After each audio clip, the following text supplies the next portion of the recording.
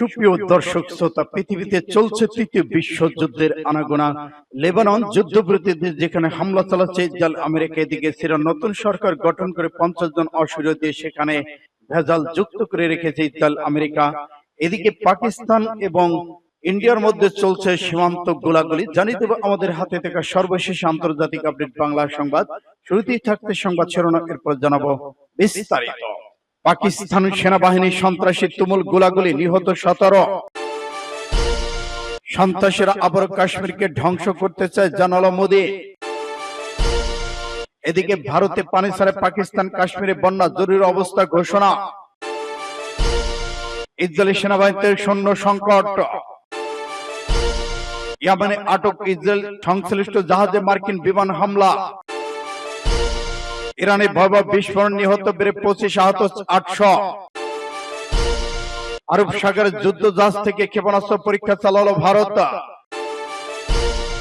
এবং সর্বশেষে জানিয়ে দেব, ইসরায়েলের বিমান ঘাঁটি ঝাঁঝরা করে দিয়েছে ইরান, নিশ্চিত করলো সিএনএন। এতক্ষণ শুনছিলেন সংবাদ শিরোনাম, এখন বিস্তারিত। তবে অনুরোধ থাকবে এই ভিডিওটিতে একটি লাইক দিন এবং কমেন্টস করে জানিয়ে দিন আপনি কোন জেলা থেকে বা কোথা থেকে আমাদের সাথে যুক্ত রয়েছেন। ইরান ইসরায়েল যুদ্ধের আপডেট বাংলা সংবাদ হাতে পেতে চ্যানেলটি সাবস্ক্রাইব করুন, আমাদের সঙ্গে থাকুন, জানিয়ে দিন আপনার গুরুত্বপূর্ণ মূল্যবান মতামত। ধন্যবাদ। পাকিস্তানের সেনাবাহিনী ও সন্ত্রাসী তুমুল গোলাগুলি, নিহত 17। পাকিস্তানে খাইবার পাখতুনখোয়ার 3টি জায়গায় 3টি সেনাবাহিনীর সঙ্গে সন্ত্রাসীদের তুমুল গোলাগুলি হয়েছে। এতে 2 সেনা সহ অন্তত 17 জন নিহত হয়েছেন। পাকিস্তান সামরিক বাহিনী মিডিয়া উইং শনিবার এ তথ্য জানিয়েছে। এক বিবৃতিতে পাকিস্তান আন্তঃবাহিনী জনসংযোগ পরিদপ্তর আইএসপিআর বলেছে, গোয়েন্দা তথ্যের ভিত্তিতে নিরাপত্তা বাহিনী কারাক জেলায় অভিযান চালায়। এই অভিযানের সময় 8 জন সন্ত্রাসী নরকে পাঠানো হয়েছে। এছাড়া উত্তর ওয়াজিরিস্তান জেলায় আরেকটি অভিযানে 4 জন সন্ত্রাসীকে হত্যা করা হয়েছে বলে পাকিস্তানের নিরাপত্তা বাহিনী দাবি করেছে। তবে সন্ত্রাসীদের সঙ্গে তুমুল গোলাগুলিতে 2 জন সেনা নিহত হয়েছেন বলে বিবৃতিতে জানানো হয়েছে। জিও নিউজ বলেছে, দক্ষিণ ওয়াজিরিস্তান জেলার গোমালজাম এলাকায় আরেক অভিযানে 3 জন সন্ত্রাসীকে হত্যা করা হয়েছে বলে দাবি পাকিস্তানের। সাম্প্রতিক বছরগুলোতে পাকিস্তান সন্ত্রাসী হামলায় পরিমাণ অনেক বেড়েছে। বিশেষ করে পাকিস্তান নিরাপত্তা বাহিনীকে লক্ষ্য করে এসব হামলা করা হয়েছে। Pakistan institute for confidence and security studies PICSS জানিয়েছে, গত ডিসেম্বর মাসের তুলনায় চলতি বছরের জানুয়ারি মাসে 42% সন্ত্রাসী হামলা বেড়েছে। সূত্র ইত্তেফাকে 4। সন্ত্রাসীরা আবারও কাশ্মীরকে ধ্বংস করতে চায়, জানালো মোদী। কাশ্মীরে পেহেলগামে হামলার পর প্রত্যক্ষ ভারতবাসীর রক্ত টকবক করে ফুটছে। সংকটের এই সময়ে সবাইকে ঐক্যবদ্ধ থাকতে হবে, কারণ সন্ত্রাসীরা আবারও কাশ্মীরকে ধ্বংস করে দিতে পারে। মোদী বলেছেন, কাশ্মীরে শান্তি ফিরে আসছিল, গণতন্ত্র শক্তিশালী হচ্ছিল, স্কুল কলেজের সংখ্যা এবং পর্যটন বৃদ্ধি পাচ্ছিল, কিন্তু শত্রুদের এটা পছন্দ হয় না। হামলাকারীদের প্রতি আবারও কড়া ভাষায় হুঁশিয়ার দেন মোদী। বলেন, আমি নিহতদের পরিবারগুলোকে আশ্বস্ত করছি, তারা ন্যায় বিচার পাবে। এই হামলার নেপথ্যে যারা রয়েছেন তাদেরকে কঠোর। ভারত পানি ছাড়াই পাকিস্তানে কাশ্মীরে বন্যা জরুরি অবস্থা ঘোষণা। ভারত শাসিত কাশ্মীর বন্দুকধারী হামলার পর পাকিস্তান ভারত সম্পর্কের অবনতির মধ্যেই পাকিস্তানের কাশ্মীরে দেখা দিয়েছে ভয়াবহ বন্যা। ভারত হঠাৎ করে পানি ছেড়ে দেওয়ার পর এই পরিস্থিতি সৃষ্টি হয়েছে। এছাড়া বন্যার কারণে পাকিস্তানে আজাদ কাশ্মীরে রাজধানী মুজফফরবাদে পানি নিয়ে জরুরি অবস্থা ঘোষণা করা হয়েছে। রোববার এক প্রতিবেদনের তথ্য জানিয়েছেন সংবাদ মাধ্যম দ্য নিউজ ইন্টারন্যাশনাল। সংবাদ মাধ্যমটি বলেছে, পাকিস্তানে কোনো ধরনের পূর্ব সংকেত না দিয়েই মুজফফরবাদের হাতিয়ান এলাকায় নিলয় নদীতে অতিরিক্ত পানি ছেড়েছে ভারত। হঠাৎ পানি প্রবাহের কারণে মুজফফরবাদ প্রশাসন জরুরি ভিত্তিতে পানি জরুরি অবস্থা ঘোষণা করা হয়েছে। ভারত পানি ছেড়ে দেওয়ার পর ঝিলাম নদীতে হঠাৎ করে ভয়াবহ বন্যা দেখা দেয়, যার ফলে স্থানীয়দের মধ্যে আতঙ্ক ছড়িয়ে পড়েছে। নদীর তীরবর্তী বসতি মসজিদ থেকে মানুষকে নিরাপদ স্থানে সরে যাওয়ার ঘোষণা দেওয়া হয়। কোন ধরনের আগাম নোটিশ ছাড়া পানি ছেড়ে দেওয়া আন্তর্জাতিক আইন এবং 2 দেশের মধ্যে নদী ব্যবস্থাপনা বিষয়ক চুক্তি সুস্পষ্ট লঙ্ঘন। ভারতের এই আচরণ পাকিস্তানের জনগণের জীবন ও সম্পদের উপর সরাসরি হুমকি তৈরি করেছে এবং তাদেরকে বৈরিতার আরেকটি উদাহরণ প্রকাশ করেছেন। অপরদিকে পাকিস্তান বলছে, সিন্ধু পানি প্রবাহে আটকানোর চেষ্টা করা হলে এটিকে তারা ক্ষুদ্র যুদ্ধ ঘোষণা হিসেবে বিবেচনা করবে। আর সেই অনুযায়ী ব্যবস্থা নেওয়া হয়েছে। ইসরায়েলি সেনাবাহিনীতে সৈন্য সংকট। সাবেক ইসরায়েলি প্রধানমন্ত্রী নাফতালি বেনেট সতর্ক করে বলেছেন, গত ১.৫ বছর ধরে গাজা, পশ্চিম তীর, Jordan valley, Lebanon, Syria, Sinai এবং চলমান যুদ্ধের কারণে ইসরায়েলি সেনাবাহিনীতে তীব্র সৈন্য সংকট দেখা দিয়েছে। রোববার এক প্রতিবেদনে কাতার ভিত্তিক সংবাদ মাধ্যম আল জাজিরা এ তথ্য জানায়। সামাজিক যোগাযোগ মাধ্যমে এক্সরে পোস্ট করে নাফতালি বেনেট বলেন, আমাদের এখনো কতগুলো সীমান্ত সামলাতে হয়নি। বর্তমান ইসরায়েলি সেনাবাহিনী ২০,০০০ সৈন্যের ঘাটতি রয়েছে। ক্রমশ এই সংকট আরো প্রকট হচ্ছে। বেনেট ক্ষমতাসীন সরকারের প্রতি আহ্বান জানান, অতি অর্থোডক্স হরেজি এবং যা কঠোরভাবে ইহুদি ধর্মীয় আইন পাশ করে ইহুদিদের সেনাবাহিনীতে নিয়োগের ক্ষেত্রে উৎসাহিত করতে হবে। সেই সাথে বেতন পাশাপাশি আরো সুবিধা দিতে হবে, এমনকি অন্যান্য রিজার্ভ সৈন্যদের উপর চাপ কমাতে সাহায্য করবে।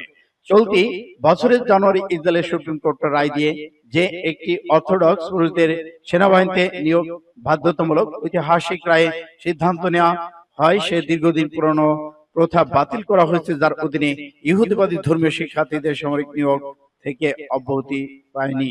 এই রায়ের পরিপ্রেক্ষিতে ইসরায়েলি সেনাবাহিনী ৩৩৮ জন অতি অর্থোডক্স ইহুদিবাদী নিয়োগ করা হয়েছে, তবে এখনো হয়নি পুরুষরা সেনাবাহিনীতে যোগদানের ক্ষেত্রে অনিচ্ছুক। তাই ইসরায়েলি সামরিক বাহিনীতে দেখা দিয়েছে সেনা সংকট।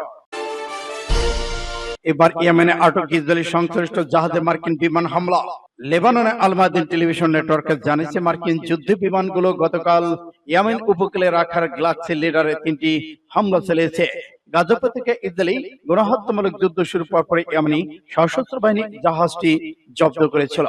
গাজায় ফিলিস্তিনদের সমর্থন অভিযানের অংশ হিসেবে ইয়েমেন একটি ব্রিটিশ কোম্পানি মালিকানাধীন বাহামা প্রযুক্ত সম্পন্ন এবং জাপানি পরিচালিত জাহাজটি জব্দ করেছে, যার আংশিক মালিকানা ইহুদি টাইকুন আব্রাহাম।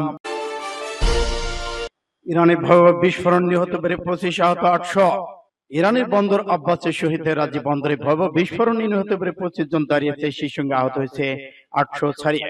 শনিবার দুপুরে দেশটির সবচেয়ে বড় আধুনিক বন্দরে বিশাল এই বিস্ফোরণের ঘটনা ঘটে। ইরানের রাষ্ট্রীয় মিডিয়ায় খবর এ তথ্য জানানো হয়েছে। হরমুজগান প্রদেশে বিচার বিভাগের প্রধান মোস্তফা বারদ্দি তাসনিম নিউজ এজেন্সি জানিয়েছে, বিস্ফোরণের ঘটনার মোট নিহতের সংখ্যা ২৫। সংবাদ সংস্থাটি আরো জানিয়েছে, আহতদের সিরাজমান বিভিন্ন শহরে নিয়ে যাওয়া হয়েছে। আল জাজিরা প্রতিবেদনে বলা হচ্ছে, শহীদ রাজি বন্দরে এখনো ঘন ধোঁয়া উঠছে। গতকাল বিস্ফোরণের পরপরই অনেক ধারণা করতে থাকে সেখানে নাশকতার ঘটনা ঘটতে পারে, তবে দেশটির জাতীয় দুর্যোগ ব্যবস্থাপনার মুখপাত্র হোসেন তিনি আরো বলেছেন, বিষাক্ত ধোঁয়ার কারণে সেখানে উদ্ধার অভিযান ব্যাহত হচ্ছে। আগুন পুরোপুরি নিয়ন্ত্রণে আসার পর প্রকৃত হতাহতের সংখ্যা জানা যাবে। তিনি জানান, বিস্ফোরকের তীব্রতা। এদিকে স্থানীয় সংবাদ মাধ্যমগুলো জানিয়েছে, যেসব কন্টেইনার বিস্ফোরণ হয়েছে সেগুলো ভেতর কি ছিল তা এখনো স্পষ্টভাবে জানা যায়নি, তবে সেখানে সালফার জাতীয় পদার্থের গন্ধ পাওয়া যাচ্ছে। প্রথম বিস্ফোরণের পর সেখানে আরো বিস্ফোরণের ঘটনা ঘটে। ইরানি বার্তা সংস্থা ইরনা দেশটির সরকারি সূত্রে বরাদ্দ জানিয়েছেন, এটি ইরানের সবচেয়ে আধুনিক সামুদ্রিক বন্দর, যা হরমুজগানের প্রাদেশিক রাজধানী বন্দর আব্বাস থেকে দেশে উৎপাদিত তেলের ৫ ভাগের ১ ভাগ পরিবহন করেছে। সূত্র ইত্তেফাক এসআর। আরব সাগরের যুদ্ধ জাহাজ থেকে ক্ষেপণাস্ত্র পরীক্ষা চালালো ভারত। পাকিস্তানের সঙ্গে চলমান কূটনৈতিক উত্তেজনার মধ্যে আরব সাগরে একাধিক অ্যান্টি শিফট জাহাজ বিধ্বংসী ক্ষেপণাস্ত্রের সফল পরীক্ষা চালিয়েছে ভারতীয় সেনাবাহিনী। ভারতীয় নৌবাহিনী বলেছে, এই সফলতার দেশের সমুদ্র নিরাপত্তা যুদ্ধ প্রস্তুতির ক্ষেত্রে একটি গুরুত্বপূর্ণ মাইলফলক। রোববার এনডিটিভির এক প্রতিবেদনের তথ্য জানানো হয়েছে। প্রতিবেদনে বলা হয়েছে, আরব সাগরে মোতায়েন কি ভারতীয় যুদ্ধ জাহাজ থেকে ব্রহ্মস্ত্র ক্ষেপণাস্ত্র, ভূমি বিধ্বংসী ক্রুজ ক্ষেপণাস্ত্র নিক্ষেপের একাধিক দৃশ্য সামাজিক যোগাযোগ মাধ্যমে শেয়ার করেছেন নৌবাহিনী। ভারতীয় নৌবাহিনী এছাড়া টুইটারে এক পোস্টে দীর্ঘ পাল্লার নির্ভুল ক্ষমতা সম্পন্ন যাচাই পরিদর্শন করে ভারতীয় দেশের সামুদ্রিক স্বার্থ রক্ষার যে কোনো সময়, যে কোনো স্থানে এবং যে কোনো পরিস্থিতির জন্য যুদ্ধের জন্য বিশ্বাসযোগ্য ভবিষ্যৎবাণী রয়েছে। সূত্র ইন্ডিয়া টুডে। ইসরায়েলের বিমান ঘাঁটি ঝাঁঝরা করে দিয়েছে ইরান, নিশ্চিত করল সিএনএন। দখলদার ইসরায়েলের সামরিক অবকাঠামোকে লক্ষ্য করে মঙ্গলবার রাতে ব্যাপক হামলা চালিয়েছে ইরান। এর মধ্যে অন্যতম ছিল নেভাটিভ বিমান ঘাঁটি।